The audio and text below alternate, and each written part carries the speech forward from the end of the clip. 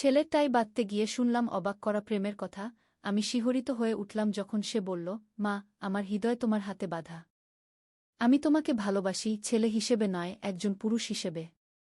আমার জীবনসঙ্গিনী হও, আমাকে বিয়ে করো। ছেলের চাকরির ইন্টারভিউ ছিল। সে নতুন স্যুট পরে প্রস্তুত হচ্ছিল। টাই বাঁধতে জানে না। আমাকে ডাকল, মা, একটু টাই বেঁধে দাও। আমি ওর ঘরে গেলাম। সামনে দাঁড়িয়ে টাই বেঁধে দিচ্ছিলাম। ছেলে আয়নায় নিজেকে দেখছিল। আমি বললাম, কি সুন্দর লাগছে তোকে আজ। ও সে হাসল। বলল, তোমার ছেলেকে ভালোই মানাচ্ছে না? টাই বাঁধা শেষ হতেই সে আমার হাত ধরে নিজের বুকে রাখল। আমি অবাক হয়ে তাকালাম ওর দিকে। অফিসের ইন্টারভিউর জন্য সে খুব নার্ভাস, ভাবলাম আমি। কিন্তু পরমুহূর্তে সে যা বলল তা শুনে আমি স্থাণুর মতো দাঁড়িয়ে রইলাম। উষ্ণ বুকের স্পন্দন অনুভব করে আমি পিছিয়ে আসতে চেষ্টা করলাম। কি অদ্ভুত কথা! কে কিভাবে নিজের মাকে এভাবে দেখতে পারে? নিজের সন্তান কিভাবে মাকে বিয়ের প্রস্তাব দেয়? ছাড়ো আমাকে, আমি হাত ছাড়াতে চেষ্টা করলাম। এই গল্পটি সম্পূর্ণ শুনলে আপনাদের পানি অটোমেটিক বের হয়ে যাবে, সো যত দ্রুত সম্ভব হাতের কাছে টিস্যু নিয়ে বসে পড়ো। বিছানার চাদর যেন নষ্ট না হয় সেটা সম্পূর্ণ খেয়াল রাখার অনুরোধ জানিয়ে গল্পটি এখন শুরু করব। তার আগে সর্বশেষ অনুরোধ, দয়া করে এমন পানি বের করার গল্প নিয়মিত শুনতে আমাদের চ্যানেলটি সকলেই সাবস্ক্রাইব করুন। ধন্যবাদ। হ্যালো বন্ধুরা, আমার নাম অনিন্দিতা দত্ত। আমার বয়স ৪২ বছর। আমার স্বামীর নাম বিকাশ দত্ত, বয়স ৪৫ বছর। আমাদের ২ সন্তান, অভিষেক আর মালিনী।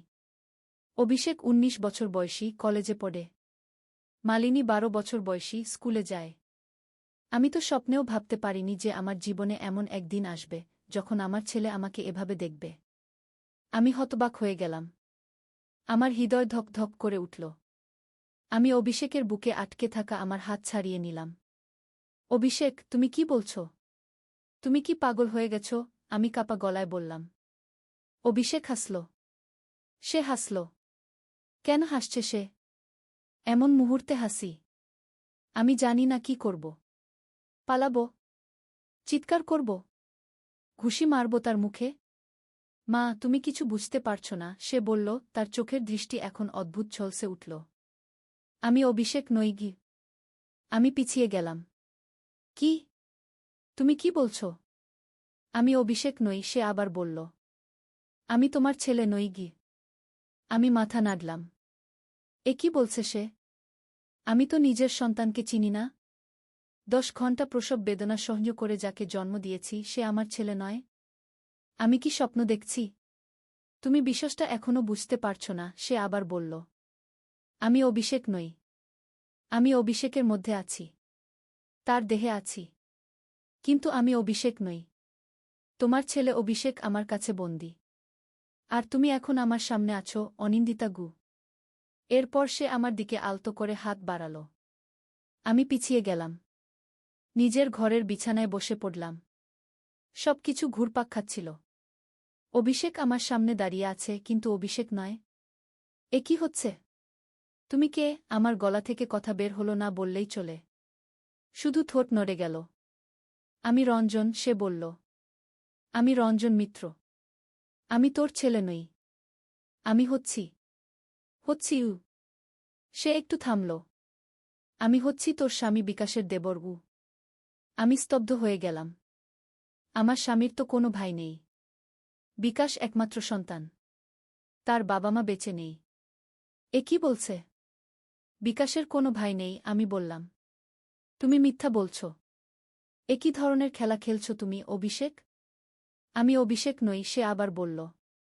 তার কণ্ঠ এখন কেমন যেন ভারী শোনাল। আমি রঞ্জন। বিকাশ তোমাকে সব সময় মিথ্যা বলেছে গি। আমি পুলিশকে ডাকব, আমি বললাম। আমার ফোনের দিকে হাত বাড়ালাম। পুলিশকে ডাকলে তোমার ছেলে মারা যাবে, সে আমার দিকে তাকিয়ে বলল। অভিষেক এখন আমার নিয়ন্ত্রণে। কিন্তু সে এখনও বেঁচে আছে। যদি পুলিশকে ডাকো, আমি তার শরীর থেকে বেরিয়ে যাব এবং সে মারা যাবে গু। আমি ফোন নামিয়ে রাখলাম। এ কি বলছে? দেহে প্রবেশ? আত্মা? এসব কি সত্যি? নাকি আমার ছেলে মানসিক ভারসাম্য হারিয়েছে? তুমি কি চাও? আমি জিজ্ঞেস করলাম।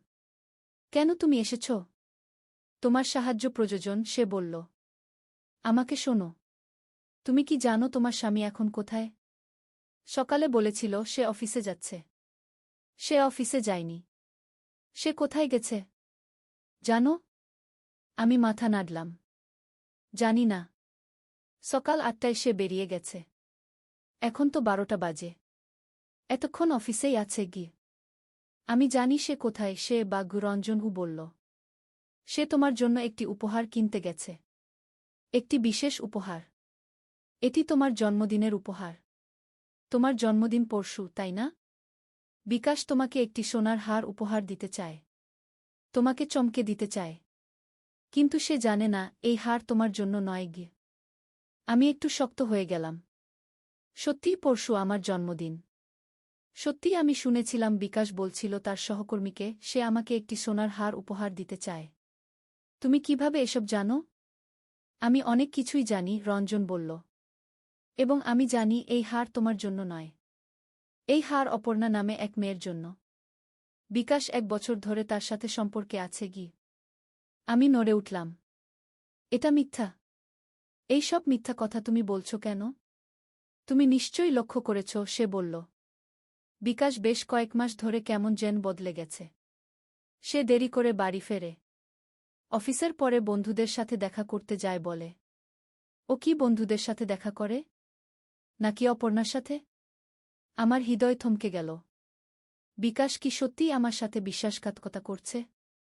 সত্যিই সে বদলে গেছে গত কয়েক মাসে।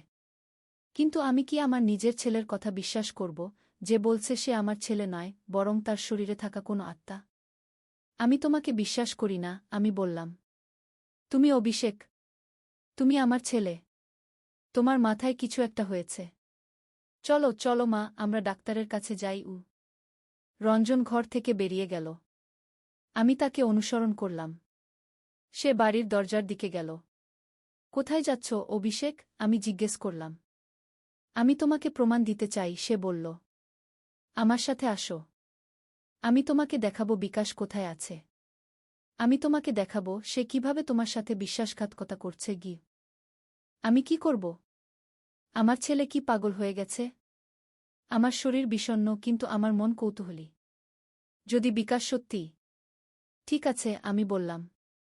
আমি তোমার সাথে আসছি। কিন্তু এর পরে তুমি আমার সাথে ডাক্তারের কাছে যাবে। ঠিক আছে? ঠিক আছে, রঞ্জন বলল।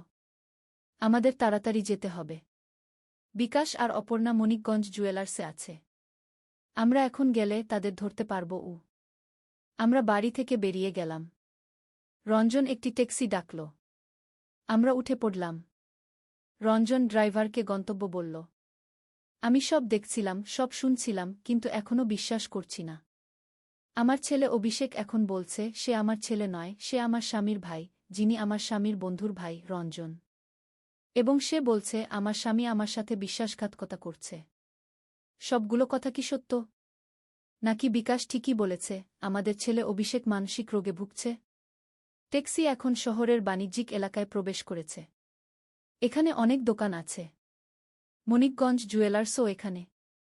অভিষেক, তুমি কেন এই সমস্ত কথা বলছ? আমি জিজ্ঞেস করলাম। তুমি কি প্রমাণ করতে চাও? আমি অভিষেক নই, রঞ্জন আবার বলল। আমি রঞ্জন।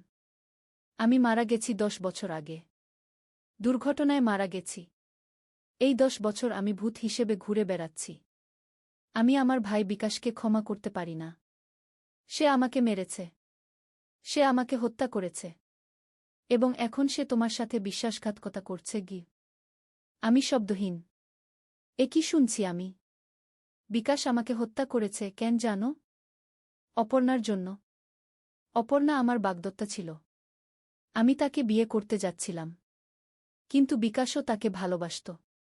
কিন্তু অপর্ণা আমাকেই বেছে নিয়েছিল।